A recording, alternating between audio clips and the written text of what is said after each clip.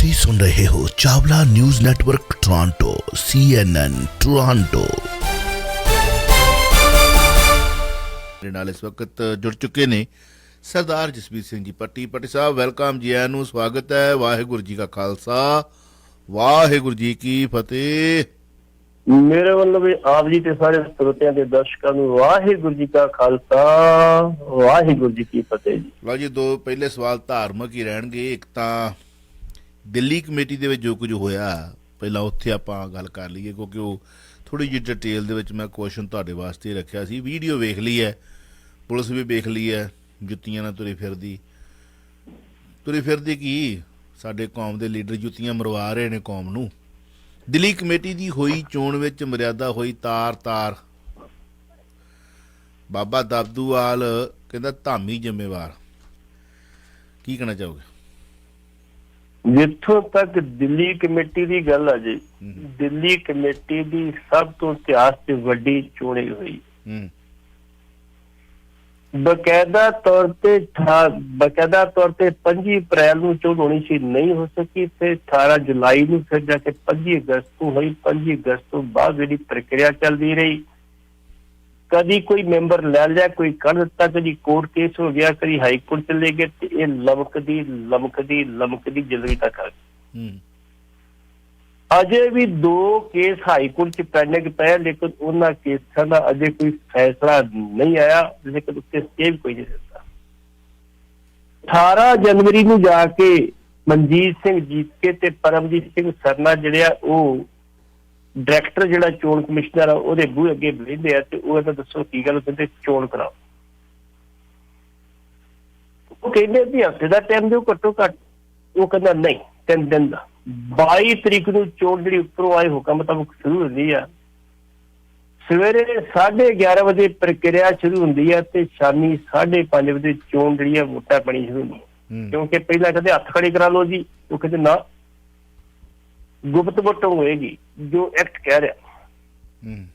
3 ਮੈਂਬਰਾਂ ਨੇ ਵੋਟ ਪਾਈ, ਤੇ ਇੱਕ ਜਿਹੜਾ ਸਰਨਾ ਤਲੇ ਤੋਂ ਟੁੱਟ ਕੇ ਸੁਖਬੀਰ ਸਿੰਘ ਕਾਲੜਾ ਉਧਰ ਗਿਆ ਸੀ, ਉਹ ਬਿਲਡਰ ਹੈ, ਬੇਸਿਕਲੀ ਬਿਲਡਰ, ਪੜ੍ਹਿਆ ਲਿਖਿਆ ਬੰਦਾ।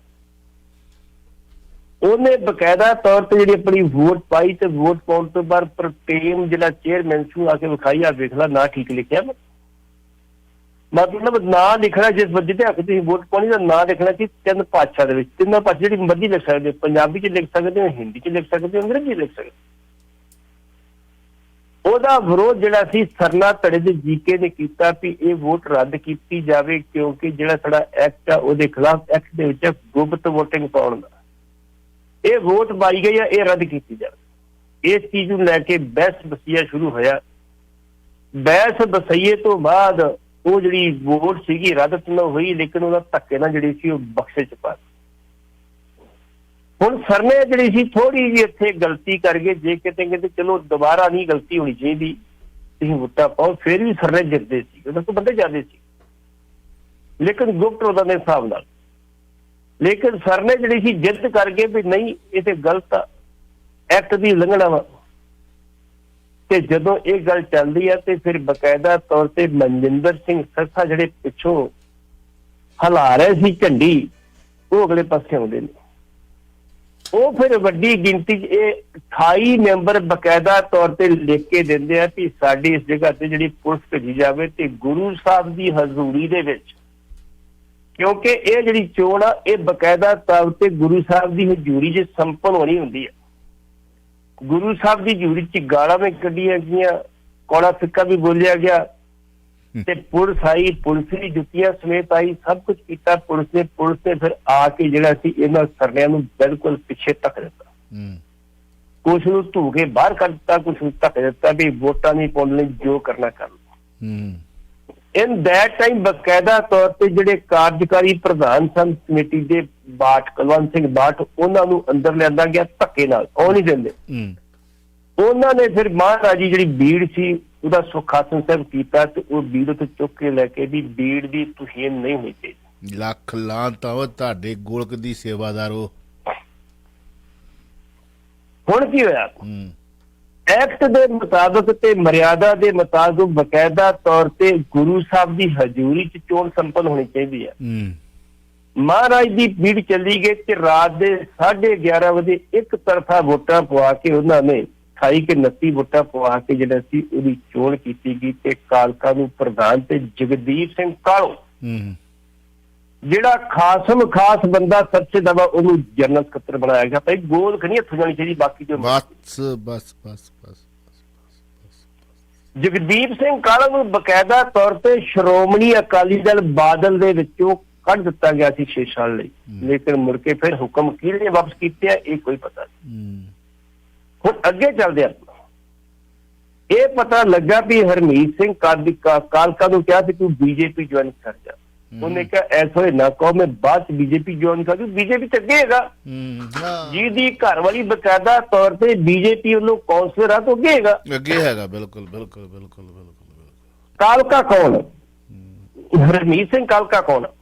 ਹਰਮੀਤ ਸਿੰਘ ਕਾਲਕਾ ਉਹ ਵਿਅਕਤੀ ਆ, ਇਹਦੇ ਦਾਦਾ ਜੀ ਜਸਵੰਤ ਸਿੰਘ ਹੁੰਦੇ ਨੇ, ਉਹ ਵੀ ਕਮੇਟੀ ਦੇ ਪ੍ਰਧਾਨ ਰਹੇ।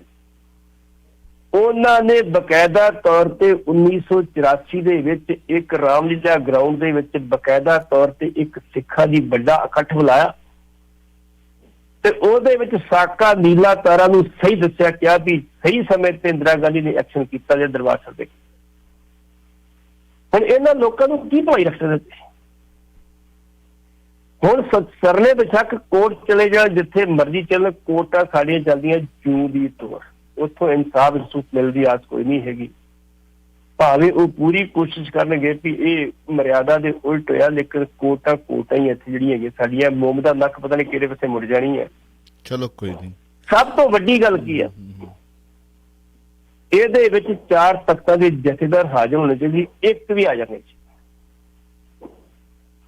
ਅੱਜ ਦੀ ਡੇਟ ਦੇ ਵਿੱਚ ਜਥੇਦਾਰ ਅਕਾਲ ਤਖਤ ਜਾਂ ਕਿਸੇ ਤਖਤ ਦੇ ਜਥੇਦਾਰ ਨੇ ਨਾ ਇਹਦੀ ਨਖੇਦੀ ਕੀਤੀ ਹੈ ਤੇ ਨਾ ਇਹਦੀ ਸ਼ਲਾਘਾ ਕੀਤੀ।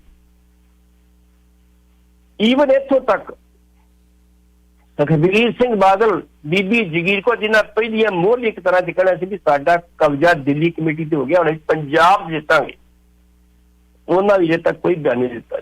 ਕਿਉਂਕਿ ਆ ਪੰਜਾਬ ਜਿੱਤ ਲਈ ਨਾ ਪਹਿਲਾਂ, ਉੱਤੇ ਕੋਈ ਬਿਆਨ ਨਹੀਂ ਦਿੱਤਾ ਕਿਉਂਕਿ ਉਹਨਾਂ ਨੂੰ ਪਤਾ ਸਾਰਾ ਗਲਤ ਹੋਇਆ ਤੇ ਨੌਜਵਾਨ ਉਸ ਟਾਈਮ ਪਿੱਛੇ ਆ ਗਏ ਸੀ। ਜੇ ਕਿਤੇ ਪੁਲਿਸ ਜਿਹੜੀ ਵੱਡੀ ਗਿਣਤੀ ਚ, ਥੋੜੀ ਜਿਹੀ ਵੱਡੀ ਗਿਣਤੀ ਪੁਲਿਸ ਵੀ ਆਈ, ਨੀ ਫੌਜੀ ਦਸਤੇ ਵੀ ਆਏ, 5 ਕੇ 7 ਗੱਡੀਆਂ ਭਰ ਕੇ ਬਕਾਇਦਾ ਤੌਰ ਤੇ ਆਏ ਜਿੰਨੇ ਬੰਦੇ ਸੀ। ਫਿਰ ਨੌਜਵਾਨ ਇਕੱਠੇ ਹੋਣੇ ਸ਼ੁਰੂ ਹੋ ਗਏ, ਪਿੱਛੇ ਮਰਿਆਦਾ ਦੀ ਉਲੰਘਣਾ ਹੋ ਰਹੀ ਹੈ ਤੇ ਉਹਨਾਂ ਨੂੰ ਵਿਚਾਰੇ ਨੂੰ ਪਿੱਛੇ ਧੱਕਿਆ ਗਿਆ, ਨਾਅਰੇਬਾਜ਼ੀ ਹੋਈ, ਬੜਾ ਕੁਛ ਹੋਇਆ। ਹੁਣ ਇਹ ਵੇਖਣਾ ਕੌਮ ਨੇ ਕਿ ਇਹਨੂੰ ਪ੍ਰਵਾਨਗੀ ਦੇਣੀ ਕਿ ਨਹੀਂ ਦੇਣੀ।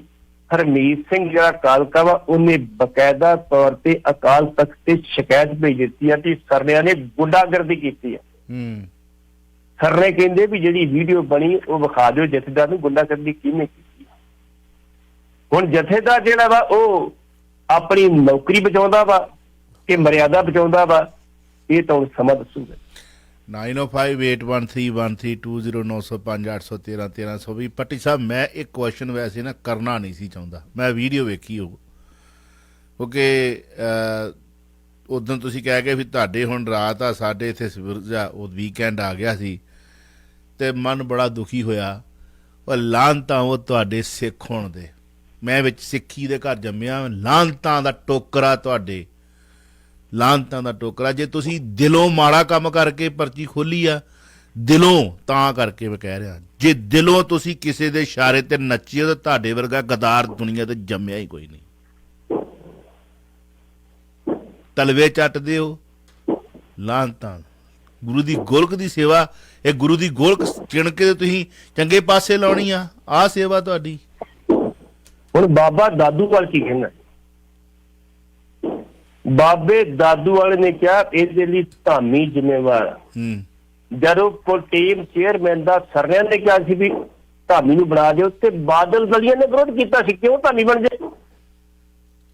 ਸ਼੍ਰੋਮਣੀ ਕਮੇਟੀ ਦਾ ਪ੍ਰਧਾਨ ਸੀ, ਜਦੋਂ ਪੁਲਿਸ ਅੰਦਰ ਲਾਉਣ ਲੱਗੀ ਸੀ ਉਹਦਾ ਇੱਥੇ ਖੜ ਜਾਂਦਾ ਗੇਟ ਤੇ ਬਗੈਰ ਤੌਰ ਤੇ ਕਿ ਗੁਰੂ ਸਾਹਿਬ ਦਾ ਪ੍ਰਕਾਸ਼ ਕੀਤਾ, ਪੁਲਿਸ ਬਿਲਕੁਲ ਅੰਦਰ ਨਹੀਂ ਆਈ। ਇਹਨਾਂ ਨੂੰ ਕੀ ਕਹੋਗੇ ਤੁਸੀਂ? ਇਹਨਾਂ ਨੂੰ ਲੱਗ ਨਹੀਂ ਕਹੋਗੇ? ਜੇ ਜਥੇਦਾਰ ਗੁਰਚਰਨ ਸਿੰਘ ਟੌਹੜਾ ਆਂਦਾ ਇਲੈਕਸ਼ਨ ਬਿਠਾ ਕੇ ਪੈਂਦੀ ਤੇ ਖੂਹ ਚ, ਉਹ ਘੱਟੋ ਘੱਟ ਇੰਨਾ ਕੁ ਜ਼ਰੂਰ ਬਚਾ ਕਰ ਲੈਣਾ ਭਾਈ, ਇਹ ਗੱਲ ਨਹੀਂ ਹੁੰਦੀ, ਪੁਲਿਸ ਨੇ ਐਂਟਰ ਕਰ ਦੇਣੀ ਜੋ ਬੱਚੇ। ਹੁਣ ਬਾਬਾ ਇਸੇ ਕਰਕੇ ਦਾਦੂਵਾਲ ਇਹਦੇ ਲਈ ਧਾਮੀ ਜ਼ਿੰਮੇਵਾਰ ਆ। ਤੇ ਸ਼੍ਰੋਮਣੀ ਕਮੇਟੀ ਕੀ ਕਰਦੀ ਆ? ਉਹਦਾ ਜਵਾਬ ਦੇਣ ਵਾਸਤੇ ਇੱਕ ਫੀਲਾ ਫੜਦੀ ਸ਼੍ਰੋਮਣੀ ਕਮੇਟੀ ਦਾ ਮੁਲਾਜ਼ਮ ਵੀ ਧਾਮੀ ਦੀ ਤੁਹੀਨ ਬਰਦਾਸ਼ਤ ਨਹੀਂ ਕੀਤੀ ਜਾਊਗੀ। ਭਾਈ ਨਾ ਤੁਹਾਡੇ ਕੋਲ ਕੋਈ ਮੈਂਬਰ ਰਹਿ ਗਿਆ, ਨਾ ਕੋਈ ਜਨਰਲ ਸੈਕਟਰੀ ਰਹਿ ਗਿਆ, ਨਾ ਕੋਈ ਆਗੂ ਰਹਿ ਗਿਆ ਜਵਾਬ ਦੇਣ ਵਾਸਤੇ। ਕਿਆ ਬਾਤ! ਇਹ ਹਾਲ ਤਾਂ ਸਾਡੀ ਕੌਮ ਦੀ, ਕਿਹੜੇ ਪਾਸੇ ਜਾਣਗੇ ਲੋਕ ਤੇ ਕੀ ਕਰਨਗੇ?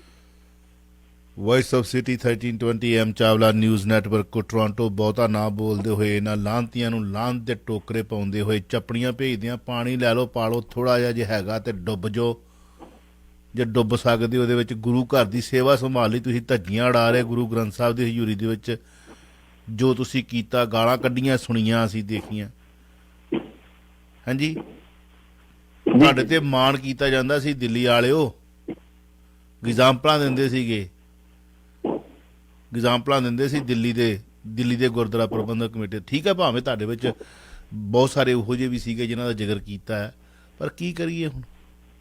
ਤੇ ਲਾਂਤਾਂ ਹੀ ਤੁਹਾਨੂੰ ਭੇਜ ਸਕਦੇ ਹਾਂ। ਲੈ ਲਓ, ਜੇ ਸਵੀਕਾਰ ਤੇ ਰੱਖ ਲਿਓ, ਨਹੀਂ ਸਵੀਕਾਰ ਤੇ ਪਹੁੰਚ ਜਾਣੀ ਆ ਤੁਹਾਡੇ ਤੱਕ। ਇੰਨਾ ਗਿਰ ਗਿਆ ਓਏ, ਇੰਨਾ ਗਿਰ ਗਿਆ, ਇੰਨੇ ਗਿਰ ਗਏ ਹੋ ਤੁਸੀਂ। ਹੈ ਕੋਈ ਜ਼ਮੀਰ ਤੁਹਾਡੀ ਥੋੜੀ ਬਹੁਤੀ ਉੱਥੋਂ ਦੇ ਸਿੱਖਾਂ ਦੀ ਕਿ ਨਹੀਂ? ਵੋਟਾਂ ਪਾਉਣ ਵਾਲਿਆਂ ਦੀ, ਜਿਨ੍ਹਾਂ ਨੇ ਵੀ ਗਲਤ ਬੰਦਾ ਚੁਣਿਆ, ਮੈਂ ਉਹਨਾਂ ਨੂੰ ਵੀ ਨਾਲ ਕਹਿ ਰਿਹਾ। ਮਰਿਆਦਾ ਦੀ ਗੱਲ ਕਰਦੇ, ਤਾਰ ਜਿਸ ਤਰੀਕੇ ਨਾਲ ਪੁਲਿਸ ਵੇਖਿਆ ਮੈਂ ਧੱਕੇ ਮਾਰ ਰਹੀ ਸੀ। ਚਲੋ ਖੈਰ ਨਹੀਂ ਵੇ, ਆਪਾਂ ਵਾਪਸ ਮੁੜੀਏ, ਵੇਸਟ ਆਫ ਟਾਈਮ ਆ। ਦੂਜੀ ਗੱਲ ਇਹ ਹੈ ਕਿ ਸ਼੍ਰੋਮਣੀ ਅਕਾਲੀ ਦਲ ਦੇ ਮਾਝੇ ਦੇ ਜਰਨੈਲ ਮੰਨੇ ਜਾਂਦੇ ਨੇ ਬਿਕਰਮਜੀਤ ਸਿੰਘ ਮਜੀਠੀਆ। ਹਾਈ ਕੋਰਟ ਨੇ ਡਰੱਗ ਕੇਸ ਵਿੱਚ ਜ਼ਮਾਨਤ ਅਰਜੀ ਰੱਦ ਕੀਤੀ। ਚੰਨੀ ਸਾਹਿਬ ਨੇ ਕਬੀਰ ਜੀ ਦਾ ਦੋਹਰਾ ਪੜ੍ਹ ਕੇ ਮਜੀਠੀਏ ਤੇ ਟਿੱਪਣੀ ਕੀਤੀ ਹੈ। ਹੁਣ ਇਹ ਵੀ ਚਰਚਾ ਆ ਜਾਣੀ ਹੈ। ਕੀ ਕਹਿਣਾ ਚਾਹੋਗੇ? ਸਵਾਲ ਇਸ ਕਰਕੇ ਪੁੱਛਿਆ ਗਿਆ, ਨਹੀਂ ਤੇ ਬਿਕਰਮ ਹੁਣਾਂ ਦਾ ਤਾਂ ਸਵਾਲ ਕਰ ਹੀ ਲਿਆ ਸੀ। ਕੀ ਕਹਿਣਾ ਚਾਹੋਗੇ? ਜਿਹੜੇ ਬਿਕਰਮ ਸਿੰਘ ਮਜੀਠੀਆ ਜੀ, ਬੇਸਿਕਲੀ ਇਹਨਾਂ ਦੇ ਦਾਦੇ ਪੜਦਾਦੇ ਤੋਂ ਲੈ ਲਈਏ ਤੇ ਸਿਆਸਤ ਦੇ ਘੱਟ ਰਹੀ। ਦਾਦਾ ਵੀ ਜਿਹੜੀ ਅੰਗਰੇਜ਼ਾਂ ਦੇ ਟਾਈਮ ਤੇ ਸਰਕਾਰ ਬਣੀ ਸੀ, ਤੇ ਮਿਨਿਸਟਰ ਰਹੇ ਨੇ। ਜਦੋਂ ਚੋਣ ਨਹੀਂ ਸੀ, ਐਸਜੀਪੀਸੀ ਦੇ ਪ੍ਰਧਾਨ ਰਹੇ ਨੇ। ਲੇਕਿਨ ਉਹਨਾਂ ਦਾ ਕੰਮ ਇਹ ਹੁੰਦਾ ਹੈ ਵੀ ਜਿੱਥੇ ਕਿਤੇ ਸਰਕਾਰ ਨੂੰ ਪਹੁੰਚਾਉਣਾ, ਅੰਗਰੇਜ਼ ਸਰਕਾਰ ਨੂੰ ਫਾਇਦਾ ਪਹੁੰਚਾਉਣਾ, ਉੱਥੇ ਬਿਕਰਮ ਸਿੰਘ ਮਜੀਠੀਆ ਦੇ ਦਾਦੇ ਨੂੰ ਪੜਦਾਦੇ ਨੂੰ ਖੜਾ ਕੀਤਾ ਜਾਂਦਾ। ਇਸੇ ਕਰਕੇ ਉਹਨਾਂ ਨੂੰ ਸਰਦਾਰ ਬਹਾਦਰ ਦਾ ਖਿਤਾਬ ਮਿਲਿਆ ਸੀ। ਦੋ ਖਿਤਾਬ ਮਿਲਦੇ ਸੀ, ਹਿੰਦੂਆਂ ਨੂੰ ਰਾਏ ਸਾਹਿਬ ਤੇ ਸਿੱਖਾਂ ਨੂੰ ਸਰਦਾਰ ਬਹਾਦਰ। ਇਹਨਾਂ ਦੇ ਦਾਦਾ ਜੀ ਫਿਰ ਜਿਹੜੇ ਅੰਬੈਸਡਰ ਵੀ ਰਹੇ ਤੇ ਕੇਂਦਰ 'ਚ ਨਹਿਰੂ ਦੀ ਵਜ਼ਾਰਤ ਮਿਨਿਸਟਰ ਵੀ ਰਹੇ। ਇਹਨਾਂ ਦੇ ਫਾਦਰ ਵੀ ਡਿਪਟੀ ਮਿਨਿਸਟਰ ਰਹੇ ਕੇਂਦਰ। ਉਸ ਤੋਂ ਬਾਅਦ ਇਹ ਇੱਥੋਂ ਛੱਡ ਕੇ ਚਲੇ ਗਏ। ਇਹ ਯੂਪੀ ਜਾ ਕੇ ਆਪਣੀਆਂ ਮਿੱਲਾਂ ਵਗੈਰਾ ਲਾਈਆਂ। ਲੇਕਿਨ 2005 ਦੇ ਵਿੱਚ ਬਿਕਰਮ ਸਿੰਘ ਮਜੀਠੀਆ ਜਿਹੜੇ ਉਹ ਪੰਜਾਬ ਚ ਬਕਾਇਦਾ ਤੌਰ ਤੇ ਇਹ 2007 ਦੇ ਵਿੱਚ, ਉਸ ਟਾਈਮ ਤੇ ਵੀ ਇਹਨਾਂ ਦੀਆਂ ਹਰਕਤਾਂ ਕੋਈ ਵਧੀਆ ਨਹੀਂ ਸੀਗੀਆਂ। ਉਛਲ ਕਰਨੀਆਂ, ਲੁਛਲ ਕਰਨੀ, ਉਦਾਂ ਨਹੀਂ ਵਰਤੇ। ਬਕਾਇਦਾ ਤੌਰ ਤੇ 2007 ਦੇ ਵਿੱਚ ਪਹਿਲੀ ਚੋਣ ਮਜੀਠੇ ਤੋਂ ਲੜਦੇ, ਜਿੱਥੇ ਉਹਨਾਂ ਦੀ ਨਾ ਕੋਈ ਇੱਟ ਤੇ ਨਾ ਇੱਕ ਮਰਲਾ ਜਗ੍ਹਾ ਹੈਗੀ। ਅੰਮ੍ਰਿਤਸਰ ਦੇ ਵਿੱਚ ਕੋਠੀ ਕਿਰਾਏ ਤੇ ਕਰਿੰਦੇ। ਇਹਦੇ ਬਾਰੇ ਸਿੱਧੂ ਸਾਹਿਬ ਬੜਾ ਕੁਝ ਕਹਿ ਰਹੇ ਸੀ, ਕੁਛ ਨਹੀਂ ਕਰਾਂ। 2007, 2012, 2017 ਤਿੰਨ ਚੋਣਾਂ ਉਹ ਲਗਾਤਾਰ ਜਿੱਤੇ ਨੇ। ਪਹਿਲੀ ਚੋਣ ਸਿੰਦਰ ਸਿੰਘ ਕੱਥੂ ਲਗਾਉਂਦੇ, ਮੁੜ ਕੇ ਲਾਲੀ ਮਜੀਠੀਆ ਜਾਂਦਾ ਵਾ, ਫਿਰ ਲਾਲੀ ਮਜੀਠੀਆ ਜਾਂਦਾ ਵਾ। ਐਤਕੀ ਉਹਨਾਂ ਨੇ ਚੋਣ ਫਿਰ ਲੜਨੀ ਸੀ।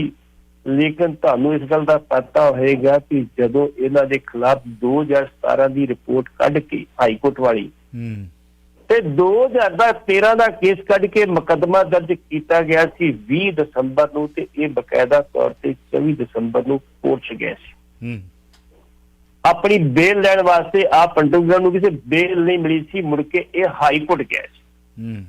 ਹਾਈ ਕੋਰਟ ਜੱਜ ਲੀਜ਼ਾ ਗਿੱਲ ਨੇ ਬਕਾਇਦਾ ਤੌਰ ਤੇ ਸ਼ਰਤਾਂ ਦੇ ਆਧਾਰ ਤੇ ਇਹ ਤੁਹਾਨੂੰ ਦਿੱਤੀ ਸੀ ਬੇਲ, ਕਿ ਤੁਹਾਨੂੰ ਸ਼ਰਤਾਂ ਦੇ ਆਧਾਰ ਤੇ ਬੇਲ ਦਿੱਤੀ ਜਾਂਦੀ ਹੈ, ਇੰਟਰਮ ਬੇਲ। ਤੁਸੀਂ ਜਾ ਕੇ ਸਿੱਟ ਦੇ ਸਾਹਮਣੇ ਪੇਸ਼ ਹੋ ਕੇ ਆਪਣੀ ਗੱਲ ਕਰੋ, ਆਪਣੇ ਬਿਆਨ ਕਲਮਬੰਦ ਕਰਾਓ। ਇਹ ਗਏ ਸੀਗੇ ਉੱਥੇ ਜਾ ਕੇ, ਪੁਲਿਸ ਨੇ ਜੋ ਪੁੱਛਿਆ ਉਹਦੇ ਸਿੱਧੇ ਪੁੱਠੇ ਜਵਾਬ ਦਿੱਤੇ। ਬਾਹਰ ਆ ਕੇ ਪੁਲਿਸ ਦੇ ਖਿਲਾਫ ਵੀ ਬੋਲੇ ਤੇ ਵਿਰੋਧੀਆਂ ਦੇ ਖਿਲਾਫ ਬੋਲੇ। ਇਹ ਦੋ ਸੰਦਰਭ ਨੇ। ਜਦੋਂ ਦਸੰਬਰ ਦੇ ਮਹੀਨੇ ਈਡੀ ਕੋਲੇ ਪੇਸ਼ ਹੋਈ ਸੀ, ਸ਼ਾਇਦ ਸਾਲ ਮੈਨੂੰ ਯਾਦ ਨਹੀਂ, 14 ਦੀ ਗੱਲ ਹੈ ਕਿ ਕਿਹੜੇ ਸੰਨ ਦੀ ਗੱਲ ਆ, ਤੇ ਦਸੰਬਰ ਦੇ ਵਿੱਚ 8 ਘੰਟੇ ਜਦੋਂ ਰਿੜਕਿਆ ਸੀਡੀ ਦੇ ਤੇ ਬਾਹਰ ਆ ਕੇ ਪੱਤਰਕਾਰਾਂ ਨੂੰ ਕਹਿੰਦੇ ਯਾਰ ਪਹਿਲਾਂ 2 ਗਲਾਸ ਨੂੰ ਪਾਣੀ ਦੇ ਪਿਆ ਲਓ ਤੇ ਫਿਰ ਮੈਨੂੰ ਪੁੱਛੋ ਸਵਾਲ। ਇੰਨਾ ਫਰਕ ਜੀ ਉਹਦਾ। ਪੌਣੇ 2 ਘੰਟੇ ਦੀ ਪੁੱਛ ਪੜਤਾਲ ਤੋਂ ਬਾਅਦ ਆ ਕੇ ਉਹਦਾ ਕਾਫੀ ਆ ਕੇ ਗੱਲਾਂ ਕੀਤੀਆਂ ਤੇ ਉਸ ਤੋਂ ਬਾਅਦ ਵੀ ਜੋ ਕੁਛ ਉਹਨਾਂ ਕੇ ਪ੍ਰੈਸ ਕਰਕੇ ਜਿੰਨੇ ਕਿ ਦੋਸ਼ ਇੱਕ ਦੂਜੇ ਤੇ ਲਾਏ ਉਹ ਵੀ ਸਾਰੇ ਅਦਾਲਤ ਨੇ ਵੇਖੇ ਤੇ ਬੇਲ ਇਸ ਕਰਕੇ ਮਿਲੀ ਸੀ ਵੀ ਸਿੱਧੂ ਕਹਿੰਦਾ ਸੀ ਅੰਦਰ ਕਰਾਤਾ ਇਹ ਕਰਾਤਾ ਉਹ ਕਰਾਤਾ ਫਿਰ ਉੱਥੇ ਮਿਲੀ ਸੀਗੀ। ਲੇਕਿਨ ਜਿਹੜੀਆਂ ਉਹਨਾਂ ਗੱਲਾਂ ਆ ਕੇ ਬਾਹਰ ਆ ਕੇ ਬੇਲ ਮਿਲਣ ਤੋਂ ਬਾਹਰ ਆ ਕੇ ਪ੍ਰੈਸ ਕੀਤੀਆਂ ਉਹ ਤੇ ਕੋਰਟ ਥੋੜੀ ਜਿਹੀ ਨਾਰਾਜ਼ ਵਿੱਚ। ਹੁਣ ਕੋਰਟ ਨੇ ਕੀ ਕੀਤਾ? ਕੋਰਟ ਨੇ ਕੱਲ ਬਕਾਇਦਾ ਤੌਰ ਤੇ ਉਹਨਾਂ ਦੀ ਡੇਟ ਜਿਹੜੀ ਆ ਇੰਟਰਮ ਬੇਲ ਜਿਹੜੀ ਖਾਰਜ ਕਰ ਦਿੱਤੀ ਆ ਵੀ ਇਹਦੀ ਕਸਟੋਡੀਅਨ ਜਿਹੜੀ ਆ ਹਿਰਾਸਤ ਜ਼ਰੂਰੀ ਆ, ਅਰੈਸਟ ਜ਼ਰੂਰੀ ਆ, ਕਿਉਂਕਿ ਇਹ ਸਿੱਟਣ ਨੇ ਕਹਿ ਦਿੱਤਾ ਵੀ ਸਾਨੂੰ ਇਹ ਸਹਿਯੋਗ ਨਹੀਂ ਕਰ ਰਹੇ। ਹੁਣ ਇਹਦੇ ਉੱਤੇ ਬਕਾਇਦਾ ਤੌਰ ਤੇ ਇਹਨਾਂ ਕੋਲ 2 ਵਿਕਲਪ ਰਹਿ ਗਏ। ਇੱਕ ਵਿਕਲਪ ਤੇ ਆ ਵੀ ਸਿੱਟ ਦੇ ਸਾਹਮਣੇ ਪੇਸ਼ ਹੋ ਜਾਣ ਤੇ ਦੂਜਾ ਵਿਕਲਪ ਇਹ ਆ ਕਿ ਸੁਪਰੀਮ ਕੋਰਟ ਚਲੇ ਜਾਣ। ਇਹਨਾਂ ਦੇ ਵਕੀਲਾਂ ਨੇ ਬਕਾਇਦਾ ਤੌਰ ਤੇ ਅਦਾਲਤ ਨੂੰ ਕਿਹਾ, ਜੱਜ ਨੂੰ ਕਿਹਾ, ਜੱਜਾਂ ਨੂੰ ਕਿਹਾ ਭਾਈ ਸਾਨੂੰ 3 ਤੋਂ ਲੈ ਕੇ 7 ਦਿਨ ਦਾ ਟਾਈਮ ਦਿੱਤਾ ਜਾਵੇ, ਅਰੈਸਟ ਸਟੇ ਕੀਤੀ ਜਾਵੇ ਤਾਂ ਕਿ ਅਸੀਂ ਸੁਪਰੀਮ ਕੋਰਟ ਤੋਂ ਰੱਖ ਲੈ ਸਕੀਏ। ਉਹਦਾ ਕਾਰਨ ਕੀ ਆ? ਉਹਦਾ ਕਾਰਨ ਇਹ ਆ ਕਿ 25 ਤਰੀਕ ਤੋਂ ਮਤਲਬ ਅੱਜ ਤੋਂ ਜਿਹੜੇ ਨੋਮੀਨੇਸ਼ਨ ਪੱਤਰ ਦਾਖਲ ਹੋਣੇ ਆ ਤੇ ਉਹ 1 ਫਰਵਰੀ ਤੱਕ ਰਹਿਣੇ ਆ। ਪਰ 1 ਫਰਵਰੀ ਤੋਂ ਬਾਅਦ ਤੁਸੀਂ ਆਪਣੇ ਨੋਮੀਨੇਸ਼ਨ ਪੇਪਰ ਦਾਖਲ ਨਹੀਂ ਕਰ ਸਕਦੇ ਤੇ ਨੋਮੀਨੇਸ਼ਨ ਪਾਵਰ ਜਿਹੜੇ ਉਹ ਕਿਸੇ ਅਧਿਕਾਰੀ ਦੇ ਸਾਹਮਣੇ ਖਲੋ ਕੇ ਜਾ ਕੇ ਜਿਹੜੇ ਪੇਸ਼ ਕਰਨੇ ਹੁੰਦੇ ਆ ਉਹ ਲੈਣੀ ਹੁੰਦੀ ਬਕਾਇਦਾ ਤੌਰ ਤੇ। ਜੇ ਬੰਦਾ ਜੇਲ੍ਹ ਦੇ ਵਿੱਚ ਤੇ ਬਕਾਇਦਾ ਤੌਰ ਤੇ ਉੱਥੇ ਬੰਦਾ ਜਾਂਦਾ ਜਾਂ ਉੱਥੇ ਜੇਲ੍ਹ ਸੁਪਰਡੈਂਟ ਆ ਉਹਦੇ ਸਾਹਮਣੇ ਉਸ ਲੈਣੀ ਹੁੰਦੀ ਆ, ਉਹਦੀ ਬਕਾਇਦਾ ਤਸਵੀਰ ਵੀ ਬਾਹਰ ਹੁੰਦੀ ਹੈ ਤੇ ਉਸ ਲਈ ਆ ਤੇ ਫਾਰਮ ਭਰੇ ਸਾਈਨ ਕੀਤੇ ਹੁੰਦੇ। ਹੁਣ ਮਜੀਠੀਆ ਸਾਹਿਬ ਕੋਲ 2 ਵਿਕਲਪ ਨੇ। ਹੁਣ ਵਿਕਲਪ ਉਹ ਜਿੱਥੋਂ ਤੱਕ ਉਮੀਦ ਆ ਕਿ ਸੁਪਰੀਮ ਕੋਰਟ ਜਾਣਗੇ ਤੇ ਜੇ ਕਿਤੇ ਬੇਲ ਨਾ ਮਿਲੀ 1 ਫਰਵਰੀ ਤੱਕ ਤੇ ਫਿਰ ਉਹਨਾਂ ਦੀ ਸ਼ਾਇਦ ਮਜੀਠੀਆ ਤੋਂ ਘਰ ਦੀ ਪਤਨੀ ਜਿਹੜੀ ਚੋਣ ਲੜ ਸਕਦੀ ਜੀ। ਜਦੋਂ ਇਹਦੇ ਬਾਰੇ ਪੁੱਛਿਆ ਬਕਾਇਦਾ ਤੌਰ ਤੇ ਚੰਨੀ ਸਾਹਿਬ ਨੂੰ ਤੇ ਚੰਨੀ ਸਾਹਿਬ ਨੇ ਬੜੇ ਤਰੀਕੇ ਤੇ ਸਲੀਕੇ ਨਾਲ ਕਿਹਾ ਵੇਖੋ ਜੀ ਕਾਨੂੰਨ ਤੋਂ ਉੱਪਰ ਕੋਈ ਨਹੀਂ ਹੈਗਾ। ਮਜੀਠੇ ਖਿਲਾਫ ਜੋ ਵੀ ਕਾਰਵਾਈ ਕੀਤੀ ਗਈ ਆ ਕਾਨੂੰਨ ਦੇ ਮੁਤਾਬਕ ਕੀ ਕੀਤੀ ਗਈ ਆ। ਅਦਾਲਤ ਨੇ ਜੋ ਫੈਸਲਾ ਸੁਣਾਇਆ ਕਾਨੂੰਨ ਦੇ ਮੁਤਾਬਕ ਸੁਣਾਇਆ ਗਿਆ। ਸਾਡੀ ਇਹਦੇ 'ਚ ਕੋਈ ਰੋਲ ਨਹੀਂ। ਅਸੀਂ ਤੇ ਇਹ ਗੱਲ ਕੀਤੀ ਵੀ ਜਿਹੜੇ ਮਾਵਾਂ ਦੀਆਂ ਕੁੱਖਾਂ ਆਜ਼ਾਦ ਰਹੇ ਨੇ ਉਹ ਬੰਦੇ ਬਖਸ਼ੇ ਨਹੀਂ ਜਾਣੇ ਚਾਹੀਦੇ। ਉਹ ਕਹਿੰਦੇ ਤੁਹਾਡਾ ਵਰਸ਼ਨ ਕੀ ਹੈ? ਉਹ ਕਹਿੰਦੇ ਜੀ ਕਬੀਰਾ ਤੇਰੀ ਝੌਂਪੜੀ ਗੱਲ ਕਟਿਆਨ ਕੇ ਪਾਸ ਕਰਨਗੇ ਸੋ ਕਰਨਗੇ ਤੈਂ ਕਿਉਂ ਪਇਓ ਅਦਾਸ। ਕੀ ਬਾਤ ਹੈ। ਚਲੋ ਹੁਣ ਮਜੀਠੀਆ ਸਾਹਿਬ ਦਾ ਕੀ ਬਣਦਾ ਵਾ ਇਹ ਤੇ ਭਵਿੱਖ ਦੀ ਬੁੱਕਲ ਦੇ ਵਿੱਚ ਆ। ਲੇਕਿਨ ਇਸ ਵੇਲੇ ਉਹ ਕਸੂਤੀ ਕੜਕੀ 'ਚ ਫਸ ਗਿਆ। 2 ਕੋਰਟਾਂ ਵੱਲੋਂ ਬੇਲ ਰਿਜੈਕਟ ਕੀਤੀ ਗਈ ਹੈ। ਤੀਜੀ ਕੋਰਟ ਲੈਂਦੀ ਹੈ ਬੇਲ ਜਾਂ ਨਹੀਂ ਲੈਂਦੀ। ਕਿਉਂ ਇਹ ਜਿਹੜੇ ਸਾਡੇ ਸਮੇਤ ਸਿੰਘ ਸੈਣੀ ਸੀਗੇ ਜਦੋਂ ਉਹਨਾਂ ਨੂੰ ਬਲੈਂਕਟ ਬੇਲ ਕੀਤੀ ਗਈ ਸੀ ਉਦੋਂ ਵੀ ਜੱਜਾਂ ਨੇ ਟਿੱਪਣੀ ਕੀਤੀ ਸੀ ਇਹ ਸਾਨੂੰ ਨਹੀਂ ਦੇਣੀ ਚਾਹੀਦੀ। ਲੇਕਿਨ ਕੁਝ ਮਜਬੂਰੀਆਂ ਹੁੰਦੀਆਂ ਕਿਉਂ ਜਿਹਦੇ ਕਰਕੇ ਸਾਨੂੰ ਕੋਈ ਫੈਸਲਾ ਲੈਣੇ ਪੈਂਦੇ। ਇਸ ਕਰਕੇ ਇਸ ਕੇਸ 'ਚ ਹੁਣ 2 ਹੀ ਰਸਤੇ ਰਹਿ ਗਏ ਮਜੀਠੀਏ ਕੋਲ। ਜਾਂ ਤੇ ਬੀਜੇਪੀ ਸ਼ਾਮਲ ਹੋ ਜਾਏ। ਉਹਨਾਂ ਕੋਲ ਇੱਕੋ ਹੀ ਚੀਜ਼ ਹੈ ਕਿ ਮਸ਼ੀਨ ਬੜੀ ਵਧੀਆ ਹੈਗੀ। ਉਹ ਮਸ਼ੀਨ 'ਚ ਪਾਉਂਦੇ ਉੱਤੇ ਪਾਊਡਰ ਨਰਮਾ ਪਾਉਂਦੇ ਕੱਢ ਲੈਂਦੇ ਲੈ ਸਭ ਦੋਸ਼ ਧੋਤੇ ਗਏ ਉਹਦੇ। ਬਿਲਕੁਲ ਸਹੀ ਹੋ ਗਿਆ ਬੰਦਾ।